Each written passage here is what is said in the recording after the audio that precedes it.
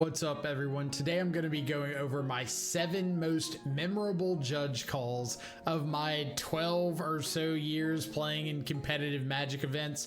As a lot of you know, when you're in one of these tournaments, you get a judge call. Sometimes things go your way, sometimes they don't, but it's our job to just keep a level head, keep on trucking, regardless of that outcome. And so over the years, I've had plenty of calls related to just day-to-day plays, rules interpretation, layers, dropping cards, whatever the case may be. But I want to skip over all of those. I want to get to some of the more unique and memorable scenarios that I've been around. Hopefully they can help you tighten up your play going forward, maybe learn something from them so you don't experience the same sort of call that I did. As a quick disclaimer, this is not like a critique of the judge program. I do wholeheartedly believe that they've done a fantastic job at every event I've attended. And I think that there's a lot of great judges that do an awesome job of promoting understanding and education. And I really appreciate them for stepping up and being able to be that awesome resource. This is more just poking fun at the times that maybe things didn't quite go that way. So without further ado, let's dive into some of the most memorable judge moments of my Magic career. Number 7, my first ever incorrect ruling. Now, this story actually comes from back before I ever actually played in a tournament. It's from an F&M way back during Lorwyn Standard. As many of the followers of the stream know, I played fairies during the tail end of Lorwyn Standard, but this actually comes from before then, when I was sleeving up the oaks and willows and spruces of the format, the hardy tree folk. You see, I had a real passion for some of the funky furs out there, including Bosk Banneret, Timber Protector, and the real subject of the judge called Dauntless Dower Bark, which we'll throw up on screen to help out. As you can see, the Dower Bark has power and toughness equal to the number of forests you control plus the number of tree folk, and it gains trample as long as you have another tree folk out on the battlefield with it. It's really easy to imagine this little like toothpick guy growing up to an 8/8 or a 9/9 or bigger. But this was a format with a lot of slow, grindy advantages. So in this particular matchup, I'm up against a player on an Esper artifact build with cards like Aethersworn Shield Mage and Master Transmuter. And the game's dragging out, so this Dower Bark is reaching ridiculous sizes. It's getting up to, I think, like a 15/15 on the battlefield, and opponent is just able to keep negating some of my attacks, slow things down. And so this is where the judge call comes in. My opponent draws for their turn, they think for a second and pass over to me. I'm like, okay, well, I got a giant tree, I'm gonna hit you in the face with it. So I swing my giant tree and they go before blocks, Master Transmuter, return an artifact to my hand, and put out a card called Sphinx of the Steel Wind that I had never seen before. Not too shabby, big 6/6, I think, vigilance artifact. It's got some protection keywords on there, including protection from green. Now, there's not a lot of cards in Magic that say protection in the grand scheme of things, so it's not really surprising that I hadn't really encountered them before. But they go to block with the Sphinx, and I say, okay, cool, 9 damage, tramples over to you. And they go, no, the Sphinx has protection. And I'm like, okay, what do? And they explain that I can't assign lethal damage to the Sphinx because it can't receive damage from my Dauntless Dower Bark. So we call the judge, which I believe at the time was just like the local store owner. Obviously at F&M level Magic, you're not gonna get L2s, L3s, anything like that. Judge comes over and explains effectively the exact same thing, that because the Sphinx has got protection from green and the way trample works, you assign lethal damage to the creature and then whatever's left over can go to the face. Because I can't actually kill the Sphinx, there is no amount of damage I can assign to it that would be lethal. So I have to assign all of the damage from my Dower Bark specifically to that Sphinx. And I'm like, well, that's not very fair. I've got a 15/15 trampling tree. They get to soak it all up with the Sphinx and gain 6 life, go to their turn, attack me for 6 with vigilance and lifelink, gain 6 more, and then go back to my turn and soak up my entire Dower Bark again. That's broken. So needless to say, I end up losing this match because I can't get the Sphinx off the board. I'm playing trees and the life swing was too much to overcome. They had a bunch of little 2/1, 2/2 artifacts, creatures out. I couldn't attack through with all of my other trees because regardless of what you might think, they were pretty stingy in Lorwyn Block about giving the tree folk trample. No idea what that was all about. Years later, I would go on to learn that when a creature with protection blocks, damage is assigned based on how much would be required to present lethal. So if the card didn't have protection, how much damage would you need to do with it? And the rest of it gets trampled over. Now, for competitive players, especially during the days of Heliod Company and Modern being really popular, this was a very common interaction with Death Shadows, Scourge of the Skyclaves, and Temur Battle Rage. So if your opponent had a 2/2 Heliod or 2/2 Auriok champion out, and you attacked him with your Death Shadow and Temur Battle Rage it, they would soak up 2 damage on the first strike, the rest would trample over. You'd go to the second strike, that Auriok champion has no damage on it because it didn't take any. You have to assign 2 more to it, but the rest still gets to trample over, which can lead to some pretty funny board plays. But it is cool to see how those applications of rules you learn early on can help you in scenarios later. Number 6. Wait, I know you.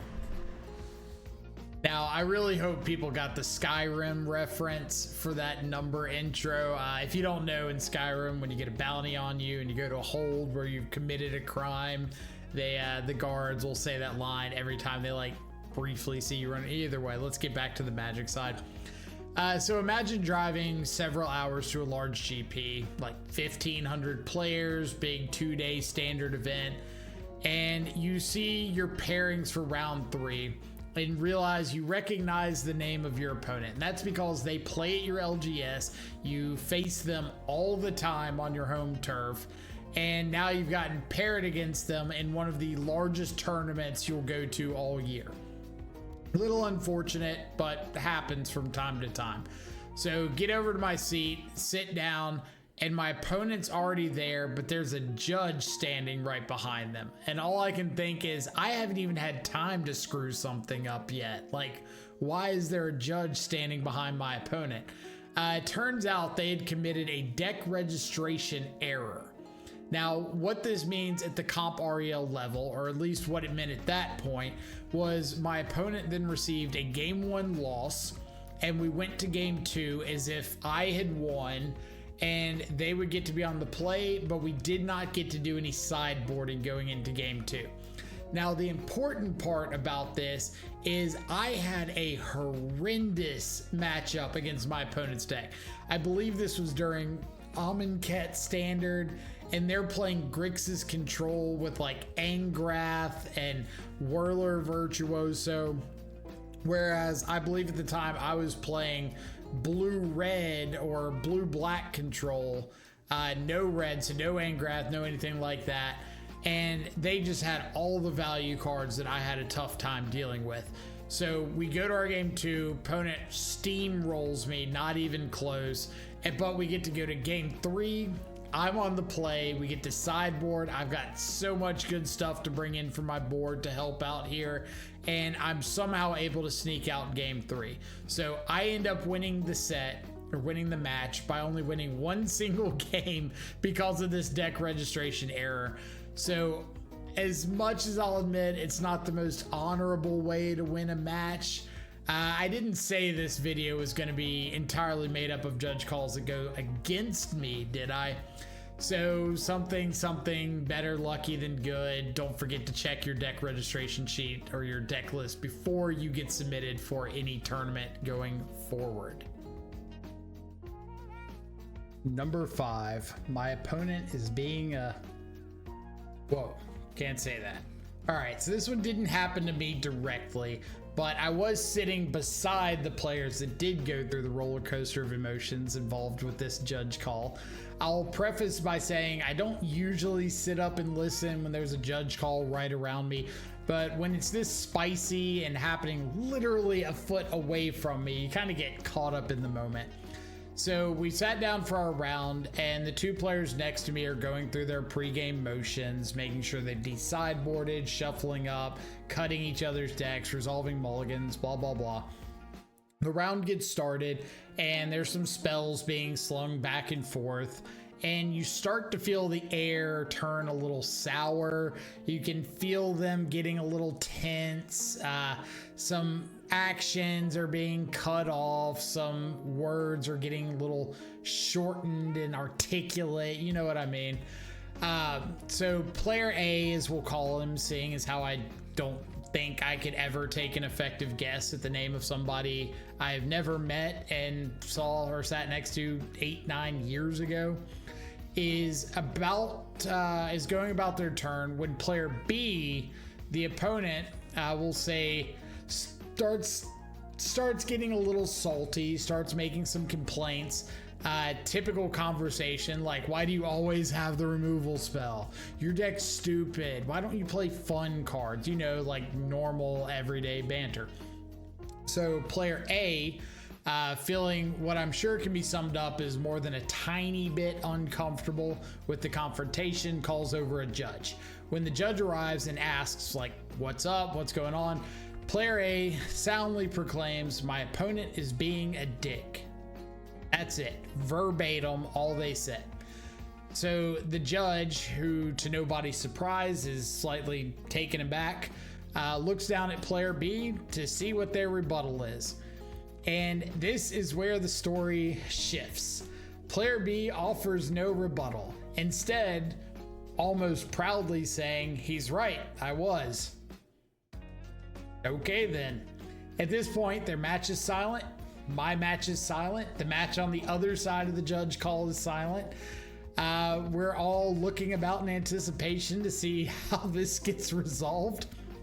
The judge, bless them, confidently says they need to go confer with another judge. The international sign for this is above my pay grade.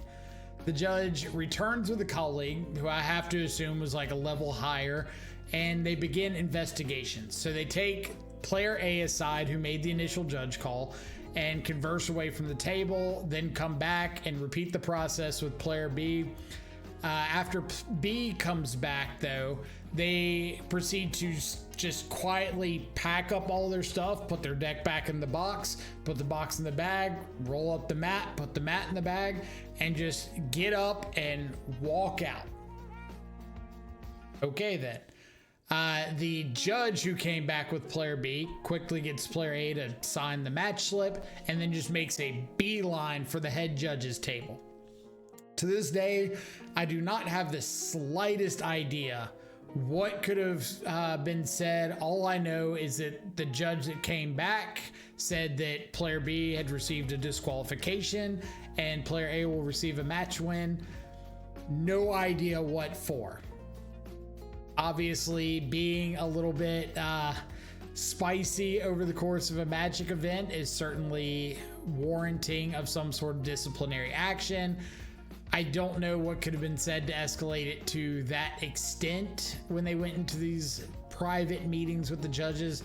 But all I can say is if you're ever feeling that upset, that frustrated, just walk away from the situation. Don't engage. Don't start getting very abrasive. Just let it go. It's not worth it. Number 4, Bob once more for a second time. And we're back on track with another personal story. This one comes from a modern tournament to win a box of Revised. Even when this tournament occurred, the box was still going for a pretty penny, so we knew everybody would be showing up with their A game. I believe at the time, Jun Midrange, Bogles, Jeskai Control, Scape Shift were a few of like the heavy hitters in the modern format, but not at all relevant to the story because this comes from a match when our hero, myself playing Jun Midrange, gets paired against Lantern Control, or Lantern Make You Want to Tear Your Heart Out. I can't remember quite what the technical name for the pile of madness inducing cards was. Anyway, we had a good game one where my opponent's Mox Opals on the play were able to accelerate out some of their disruption. To a degree I couldn't really catch up from. Main deck Pithing Needles for Liliana the Veil and Snaring Bridge for Tarmogoyfs. You get the drill. Game 2 shifted way more in my favor, getting access to awesome sideboard cards like Abrupt Decay, like Ancient Grudge to take out some of the annoying artifacts. And so we find our story in Game 3. Now, there's, at the moment, 3 Pithing Needles out from my opponent. One is naming Liliana of the Veil, one is naming Liliana the Last Hope, and one is naming Grim Lavamancer. I was a little bit desperate to find some ways to win the game that didn't involve attacking my opponent in case I couldn't answer Ensnaring Bridge, so Grim Lavamancer is where we settled. However, I did have 2 copies of Dark Confidant that were doing a fantastic job of helping me find cards like Lightning Bolt to get the game over with without needing to attack. So for those of you who are unfamiliar, here's Dark Confidant, a once all-powerful card advantage engine in Modern that has been reduced to a subpar standard 2-drop. Oh, how the mighty have fallen. I find myself at 7 life with 2 copies of Dark Confidant out. My opponent is sitting at 6 life with no Ensnaring Bridge, thanks to a copy of Abrupt Decay that I'd found the turn before. All I have to do is untap, resolve my 2 Confidant triggers, attack, and cast the Lightning Bolt from my hand to win. This was before Bloodbraid Elf had gotten reintroduced into Modern, so I knew there were no 4-drops in the deck, and therefore I could not die to double Confidant trigger. Opponent passes the turn, they have no cards in hand, and therefore I do not have a way to lose this game. I go to my turn, first Dark Confidant trigger resolves, I flip over a Fulminator Mage. Cool, go to 4. A second Confidant trigger resolves. Liliana the Veil, go to 1. Draw a land for turn, doesn't matter. I've got lethal on board. I get ready to say I'm planning on going to attacks, and a voice from behind me asks us to stop the match. I'm like, okay. What? I don't know what for, but sure. And they go, I need to call a judge. So the person behind me calls a judge, and a store employee comes over because this is just at an LGS. Store employee comes over, wants to know what the problem is. The person behind me says there's a life total discrepancy. So I look down at my paper and I've got my opponent at 6 life. I look over at my opponent's life pad. They've got themselves in 6. I'm like, okay, no discrepancy there. I look at my life total or life pad again. I see a 7 scratched out, a 4 scratched out, a 1 from the Dark Confidant triggers. I look at my opponent's life pad. They've got a 7 scratched out, a 4 scratched out, a 1. I'm like, what life total discrepancy? So the player behind me tells the store employee that I didn't take 1 from my fetch last turn. Now, I know that I've got fetches in the graveyard. I do not remember if I cast or cracked a fetch or not. I honestly could not tell you at that point, but if I did, both of us missed it. If I didn't, then I don't know where this is coming from. At that moment in the tournament, I did not remember cracking a fetch, so I was not 100% sure if they were right or wrong. The employee checks my life pad, checks the opponent's life pad, and then looks at the graveyard and sees that there's a fetch land and says that because there's a fetch land there, I missed the life point damage. I should be dead to the Dark Confidant triggers. So I argue that I knew I was going down to 1 because I knew my deck list and there was no way for me to die from 7 to 2 Dark Confidant triggers.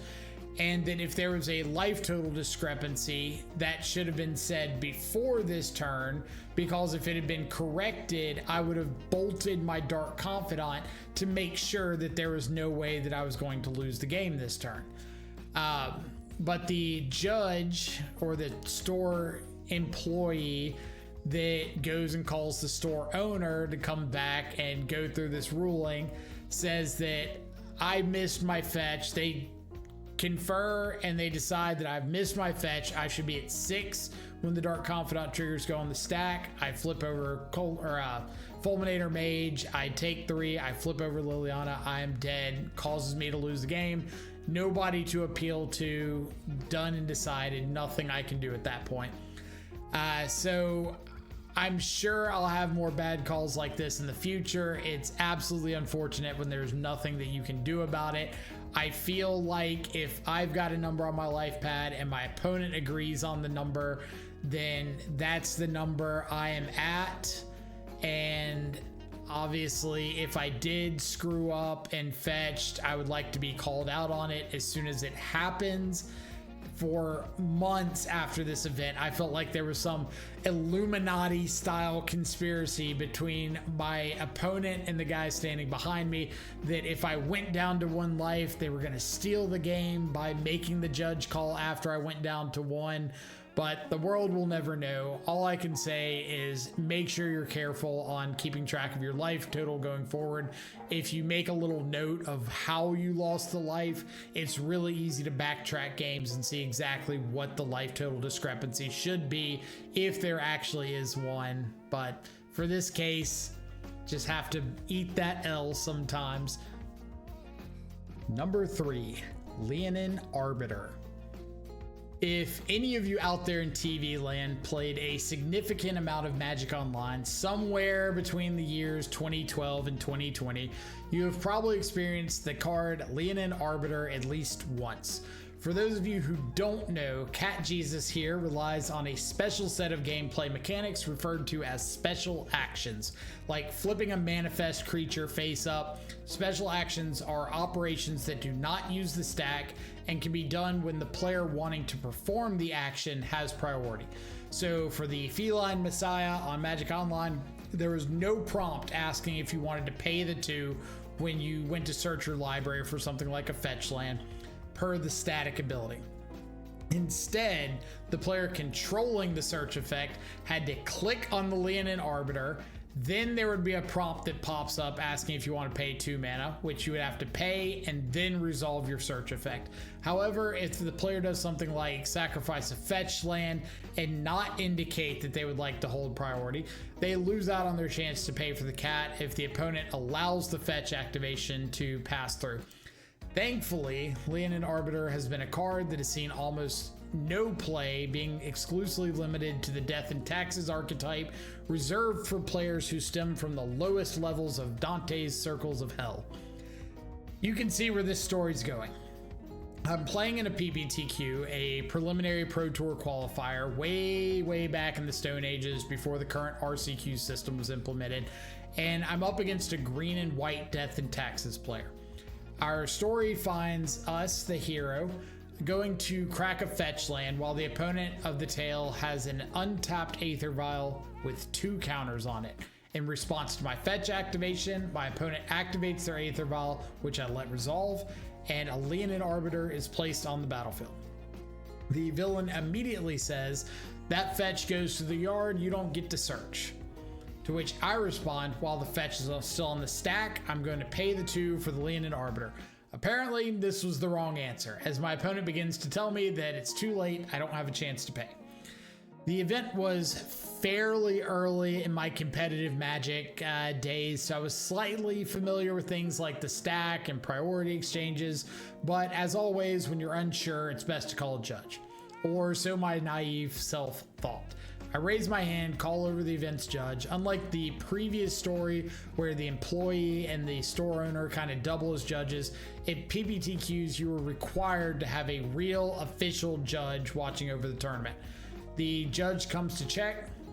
I ask if I'm allowed to pay the 2 after my opponent puts in a Leonin Arbiter. My opponent says that I've already passed priority on the vial activation and the Arbiter's already in play, and since I've already passed on the fetch earlier, there isn't a chance to activate the cat's ability. It's at this point that I know something is off, but in my amateur state, I don't exactly know what it is. The judge hears that I've already passed through priority on the fetch and agrees that I do not have an opportunity to pay for the cat. What the judge thought happened is that I let the vial activation resolve and then pass priority on my fetch again. What I failed to express was that I wanted to pay before the new priority exchange on the fetch was passed along. This is where it helps to know the rules. I don't blame the judge for this call. I just didn't know how to express what I was trying to accomplish in the timing. I also don't blame my opponent, as I think that they believed there was one priority passing on the fetch. When I first went to crack it, I passed priority. They put in the Leonin Arbiter, and they didn't think that there was a new priority exchange on that fetch. But you kind of suck up the losses, learn to communicate better in the future.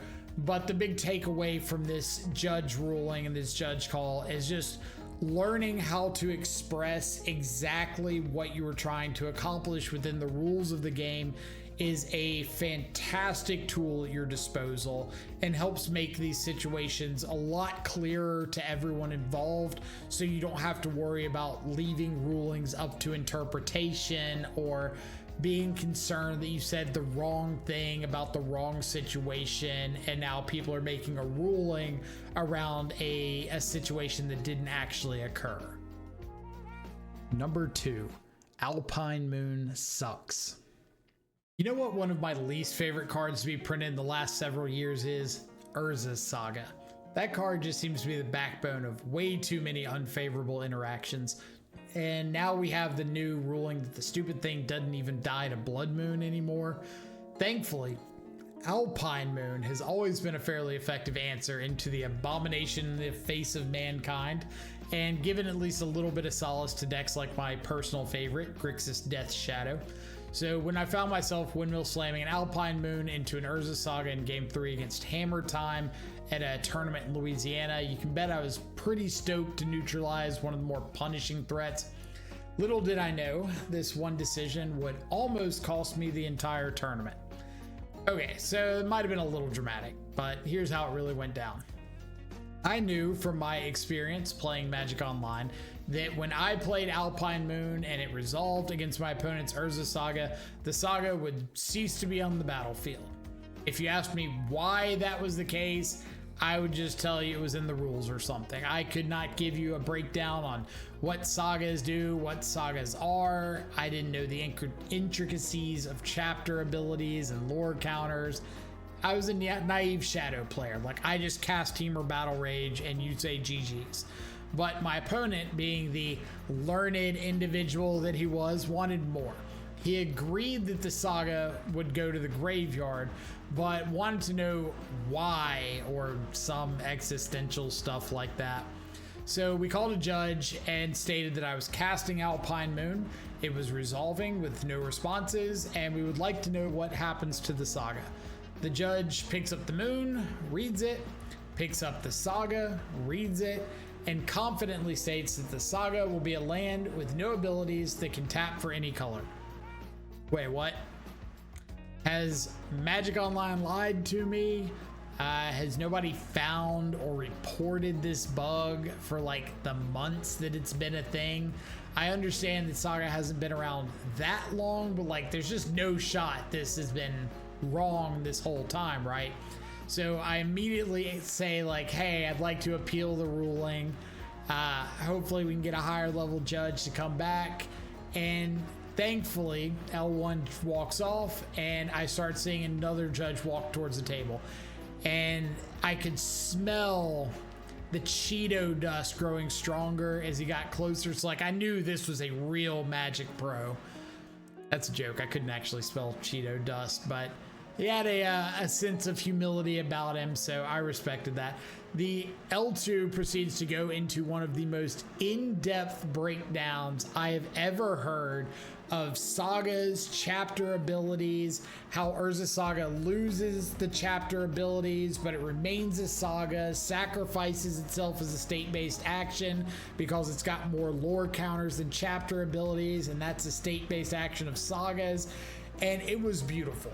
Like, it takes a lot to make a grown man tear up, but the level of commitment that that judge showed to making sure we understood the ruling and what was going on and why it worked the way it did was absolutely phenomenal. So like, kudos to that judge, hats off. I wish I knew who they were. I'd give them a personal shout out, but absolutely awesome stuff.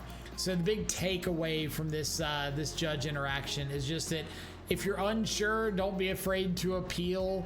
It's always better to get an explanation than just kind of accept things if it doesn't sound right to you, or if you know something about the ruling is off. And who knows, you'll find a diamond in the rough sometimes that comes up and gives you just an awesome rundown of why Magic Online is the way it is and why you weren't wrong to just make the appeal call. So good stuff. Number 1, Regional Championship Charlotte. Now, before we get into number 1, if you're enjoying the video thus far, consider leaving a like, subscribing to the channel. Greatly helps me to know what kind of content y'all are gravitating towards. And if you want to boost the algorithm even further, leave a comment with a crazy judge story that you've experienced. Anyway, let's finish out this video strong. So the regional championship in Charlotte gets the top spot because it involves one of the more complex judge calls I've ever been a part of, with a multitude of steps and emotions. I know I've told the story on stream and once in a previous write-up video, but I think it's the kind of occurrence that really lets you see into the minds of the people deciphering the calls and questions. So it's towards the second half of day 1, and I'm playing Dimir Frog. I'm up against an Orzhov Blink opponent. It's a rough matchup. I knew it would be fairly well represented over the weekend. My opponent is extraordinarily nice. They're communicating effectively. We are having an absolute duel for the ages, and we're working our way towards the final turns of game 3. So for better or worse, my opponent is sitting around 6 life. I'm sitting around 10. They've got a stun down Ketchermos with no more counters on it, a Relic of Progenitus.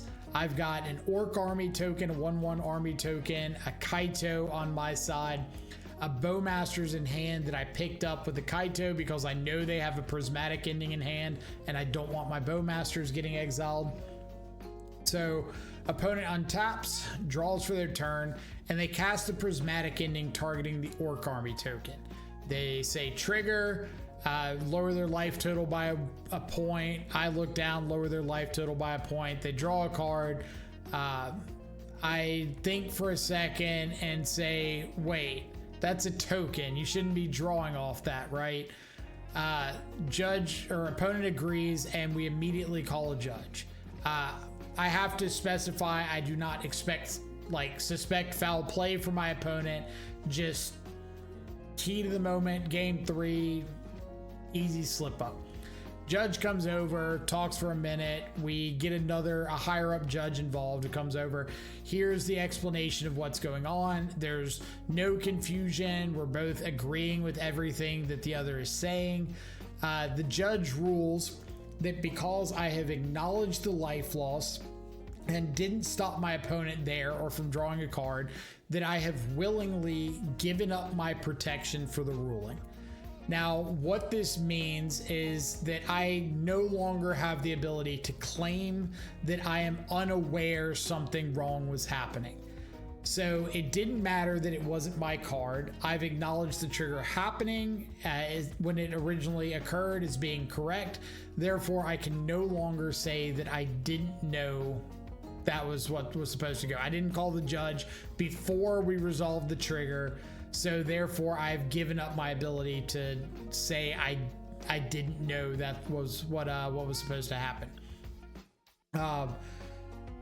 The reason from a ruling standpoint this is significant is it changes the ruling from my opponent drawing extra cards, which would allow me to thought seize my opponent, choose a card from their hand, and either put it in the graveyard, shuffle it back in the library, whatever the rest of the resolution was. And instead, now we take their hand, place their 3 cards face down, shuffle them up, roll a dice, randomly pick one to put on top of their library. Now, the problem that I had with this ruling is that my opponent now has information on top of their library that they normally wouldn't have access to, which is relevant in a game that they're at 6. If they go down to 5, now they're dead to Kaito, make an emblem, attack in, Bowmaster, ping you. If they don't draw that card, then they're not dead to the Kaito and the Bowmaster. They get their Catchermost back untapped, and they can attack in, maybe kill the Kaito, maybe gain life, or I have to give up my Bowmaster and the token, but they have life to work with at that point. So whether or not they draw that top card is very relevant and completely depends on if they know what that top card is. So for this ruling, the judge has effectively decided that it's too good to let me thought seize my opponent at this point in the game, because if they've been like sandbagging a removal spell or an interactive spell, it could completely change the course of the game if I'm allowed to just see that, potentially discard it, which I understand.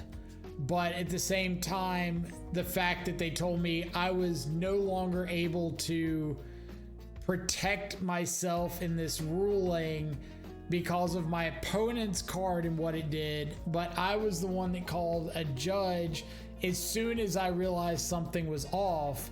It just happened to be after the trigger. Like, I understood the ruling. I disagree with the resolution, but I understand that there is no way, I think, to resolve that ruling effectively without completely messing over one side or the other. But it was a very frustrating call. It was absolutely wild to hear all of the different intricate explanations and details resolving what had transpired, how that affected how the ruling changed up, what the difference in the ruling meant as terms of resolution. And it's life. Sometimes you just got to roll with those punches, for better or for worse. So anyway, thank you all so much for listening into a few of these stories. Definitely brought back some great memories and some questionable ones that I'm sure I will have to sort out in therapy. Hope everyone has an awesome rest of your day. Stay safe, enjoy some good food and company. I will catch y'all back live later. Adios for now.